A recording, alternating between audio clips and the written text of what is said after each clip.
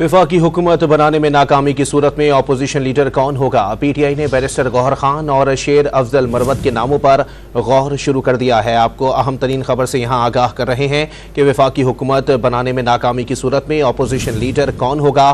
पाकिस्तान तहरीक इंसाफ ने बैरिस्टर गौहर खान और शेर अफजल मरवत के नामों पर गौर शुरू कर दिया है। अहम तरीन खबर है कि वफाकी हुकूमत बनाने में नाकामी की सूरत में कायदे हिज़्ब इख्तिलाफ कौन होगा, इस पर मशावरत हुई है और पीटीआई ने बैरिस्टर गौहर खान और शेर अफजल मरवत के नामों पर गौर शुरू कर दिया है। आपको बताएं कि ज़राए का दावा है कि शेर अफजल मरवत का नाम अलीमा खान ने दिया है। नामों का हतमी फैसला बानी पीटीआई करेंगे। वफाकी हुकूमत बनाने में नाकामी की सूरत में अपोजिशन लीडर कौन होगा? पाकिस्तान तहरीक इंसाफ ने बैरिस्टर गौहर खान और शेर अफजल मरवत के नामों पर गौर शुरू कर दिया है। ज़राए का दावा है कि शेर अफजल मरवत का नाम अलीमा खान ने दिया है। नामों का हतमी फैसला बानी पीटीआई करेंगे।